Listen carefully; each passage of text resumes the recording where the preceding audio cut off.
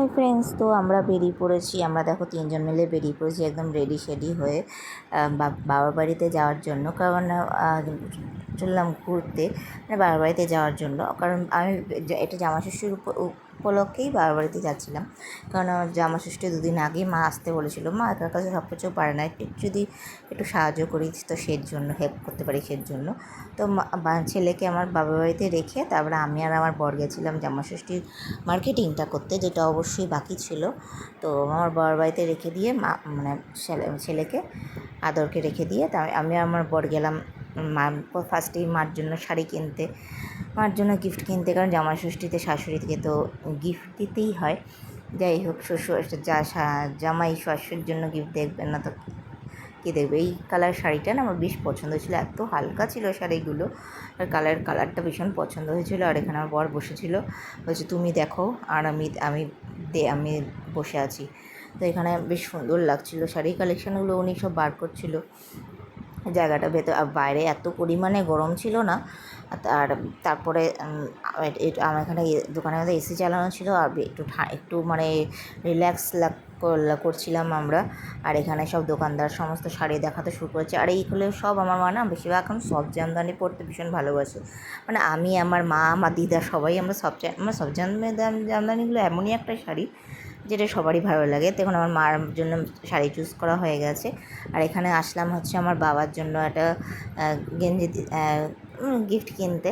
কারণ প্রতি বর্ষ মাকেই দেওয়া হয় জামাইষষ্ঠীতে, বাবাকে দেওয়া হয় না। তো এবার ঠিক করলাম বাবাকেও দেবো। তো বাবাই তো মেন উপলক্ষ, তো বাবাকেও দিতে হবে। এবার সেজন্য এবার বাবার জন্য খুব সুন্দর সুন্দর গেঞ্জি, শার্ট দেখছিলাম। কারণ বাবা না বেশি ভারী জিনিস একদম পরতে পারে না, গরমে গায়ে প্রচণ্ড কষ্ট হয়। সেই জন্য একদম পাতলার উপরে দেখছিলাম। এই গেঞ্জিগুলো না নতুন বেরিয়েছে, যেগুলো কিনা শার্ট বলতে গেলে এগুলো যদিও আমার বাবা একদম এগুলো পরে না, গোল গলা। তো যাই হোক, একটা দেখে নিলাম। এটা আমাদের কমপ্লিট মার্কেটিং করা আমাদের কমপ্লিট হয়ে গেছে। আর এখানে আমার বর চলে এসেছিলো। আমরা মার্কেটিং করা শেষ হয়ে যাওয়ার পর আমরা বাড়িতে ফিরছিলাম।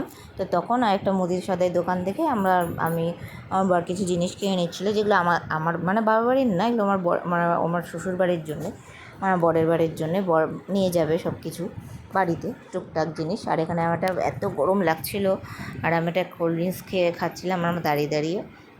একটা গাছতলায় দাঁড়িয়ে আমরা খুব সুন্দর ছাওয়ায় দাঁড়িয়ে আমরা কোল্ড ড্রিঙ্কস খাচ্ছিলাম। আমাদের মার্কেটিংও কমপ্লিট, মুদি সদাই সব কিছু জিনিস নেওয়া কমপ্লিট হয়ে গেছে।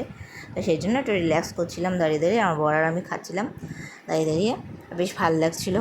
আর গরমের মধ্যে না এইসব কোল্ড ড্রিঙ্কস একটু ভালোই লাগে, যদিও ঠান্ডা লাগার চান্স থাকে। তো আমরা যাই হোক, আমার বর তো বাড়িতে চলে এসেছি, আমাদের এখানে খাওয়া দাওয়া কমপ্লিট হয়ে গেছে।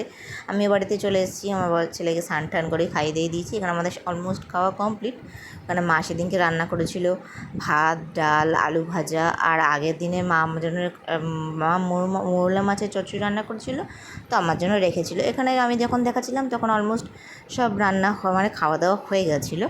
আর ছিল আগের দিনে পাবদা মাছের ঝাল। আর মা সেদিনকে রান্না করেছিল চিকেন, শুধু মাংসর ঝোল, আর আলু ভাজা, ডাল আর মাংস ঝোলই রান্না করেছিল। আর পোনা মাছ আর পাবদা মাছটা আগের দিনের ছিল। আর এই হচ্ছে দুপুরে রান্নাবান্না ছিল। আর এটা হলো রাত্রিবেলা রুটি দিয়ে, চিকেন কষা দিয়ে, আর মোরলা মাছের চচ্চড়িটা বলেছিলাম মা রেখে দাও, আমার জন্যই মা রেখে দিয়েছিলো, তো খেয়েছিলাম। তোমাদের কেমন লাগলো ভিডিওটা জানি ভাই।